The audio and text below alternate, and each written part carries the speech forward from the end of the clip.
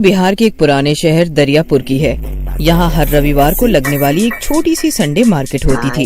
इसी हाट से थोड़ा बाहर निकलकर एक मोमोज का ठेला लगता था, जिसको विभा और उसका पति मोहन हमेशा आते जाते देखा करते थे। लेकिन कभी दोनों ने रुककर उस पर खाने का नहीं सोचा। इस औरत को देखकर तो लगता है जैसे कितने पैसे वाली होगी और बेचती मोमोज है। किसी किसी का मन करता है ऐसे काम करने का। जरूरी नहीं है कि पैसा नहीं है तो ही ये काम किया जाए। हाँ, वही मैं भी सोचूं। मार्केट अंदर है तो ये मार्केट से हटकर क्यों मोमोज बेचती है? इसको तो कॉलेज या स्कूल के बाहर बेचना चाहिए ये सब। छोड़ो, हमें क्या, और तुम भी क्या क्या सोचने लग जाती हो किसी के बारे में भी। चलो बैठो, घर चलते हैं। वो दोनों बाइक पर बैठ जाते हैं, लेकिन विभा मोहन के साथ बैठ तो जाती है, लेकिन उसकी नजर उस स्टॉल पर ही रहती है।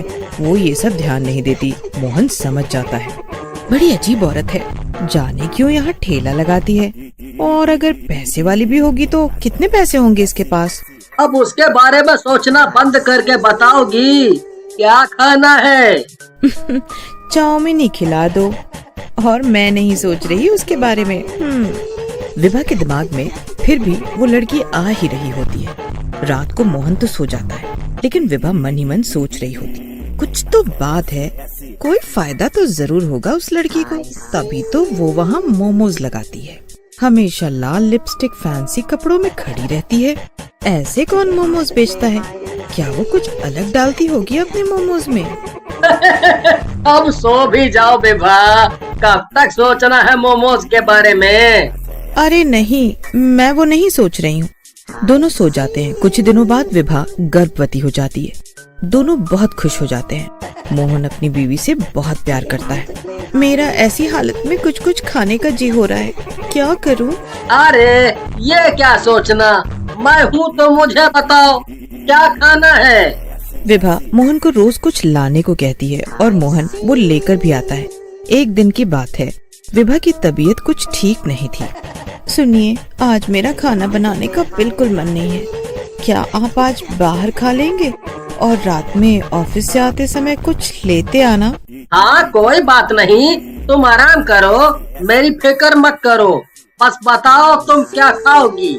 हाँ, सही बोलूं तो मुझे उस औरत के ठेले वाले मोमोज खाने हैं। बस इतनी सी बात, मैं आज लेते हुए आऊँगा। तुम बस हुक्म किया करो मैडम, तुम्हारा नौकर हमेशा तुम्हारे लिए हाजिर है। क्या आप भी मेरे नौकर थोड़ी हैं? वो तो आज पता नहीं क्यों बस मन हुआ ये सोचकर कि वो अपने मोमोज में आखिर ऐसा क्या डालती है, क्या पता कुछ अलग स्वाद हो। मोहन विभा की ऐसी बात सुनकर जोर से हंस पड़ा और विभा से विदा लेकर ऑफिस चला गया। ऑफिस से आते समय उसको मोमोज का ठेला दिखाई दिया। क्योंकि विभा प्रेग्नेंट थी तो मोहन लंच लेकर भी नहीं गया था। उसको भी बहुत तेज भूख लगी थी। क्यों ना जब तक ये मोमोज बनाएगी तब तक खा लिया जाए।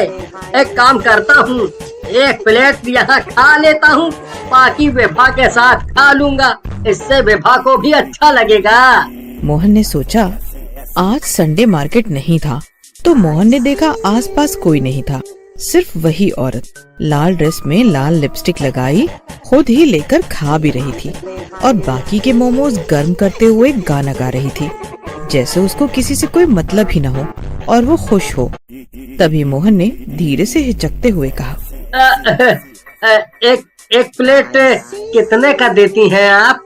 मोहन को अपने पास खड़ा देखकर वो घबरा गई और जल्दी से प्लेट नीचे रखकर बोली, एक प्लेट 60 की आती है और उसमें 12 मोमोज होते हैं। ठेला देखकर तो लगा था मानो कितना ही महंगा देती होगी, लेकिन ये तो बहुत सस्ता है। ठीक है, तो 2 प्लेट आप पैक कर दीजिए घर ले जाने को, और हाफ प्लेट आप हमको अभी खाने के लिए दे दीजिए। मैं 2 प्लेट तो पैक कर देती हूँ, साथ में 1 प्लेट ही आपको खाने को दे देती हूँ। आज आप मेरे पहले ग्राहक हो तो हाफ प्लेट मेरी तरफ से मुफ्त। मोहन लड़की की बात सुनकर खुश हो जाता है। लड़की फिर से गाना गाने लग जाती है। हवा तेज हो जाती है। मोहन अपना फोन निकालता है, लेकिन उसमें बिल्कुल नेटवर्क नहीं होता। लेकिन लड़की, गुमनाम है कोई, बदनाम है कोई, मोहन उसका गाना सुनकर उससे पूछता है, आपको पता है क्या, यहाँ 1-2 महीने पहले एक लड़की ने 2 आदमी को मार दिया था। मोहन को लड़की की ये बात बहुत अजीब लगती है, लेकिन वो सोचता है, जल्दी से मोमोज खाकर घर चलता हूँ विभा के पास। ये रहे सर आपके गर्मा गर्म मोमोज, वो भी फुल प्लेट। आप ये खाओ, तब तक मैं घर के लिए मोमोज पैक कर देती हूँ। लेकिन बस एक शर्त है सर, मोमोज आपको सारे खाने पड़ेंगे। मोहन मोमोज लेकर खाना शुरू कर देता है। जैसे जैसे वो मोमोज खाता है वैसे ही वैसे उस लड़की का चेहरा डरावना होता जाता है। मोहन बहुत डरने लगता है क्योंकि आसपास कोई भी नहीं होता। क्या हुआ सर, खाओ ना, सारे खाने हैं आपको। अब उस लड़की की आवाज भी भारी होती चली गई थी। तभी मोहन की नजर उसके पैरों पर पड़ती है।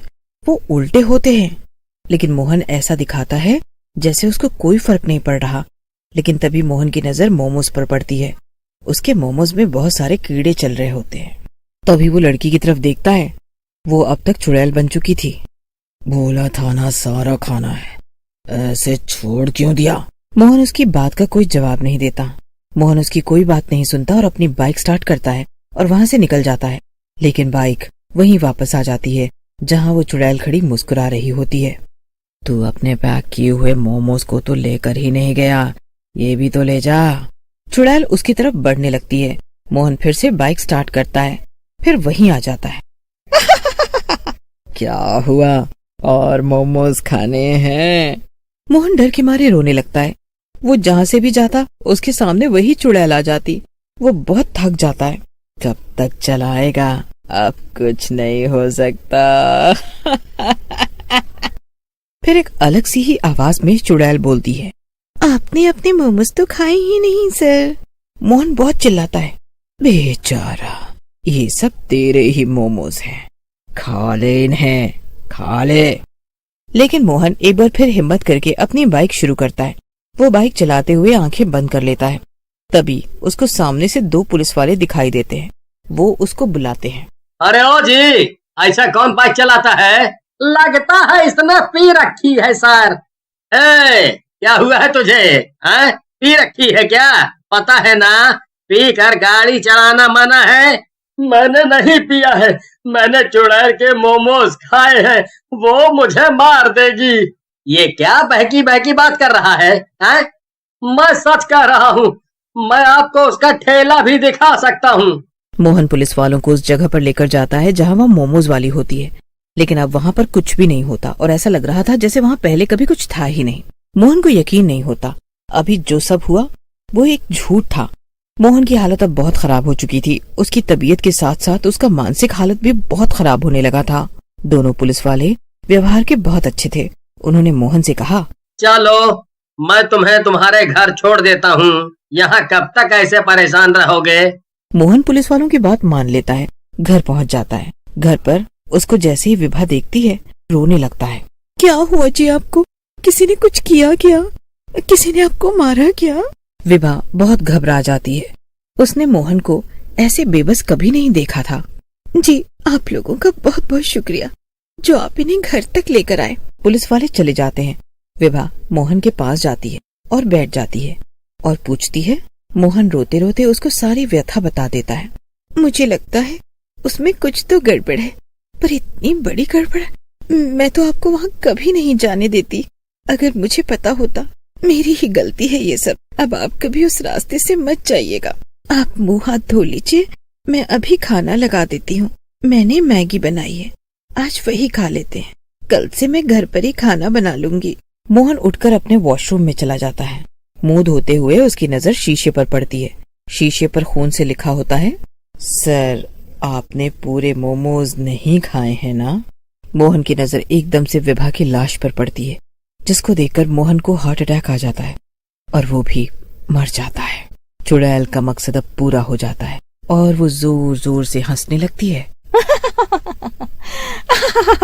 और फिर गायब हो जाती है।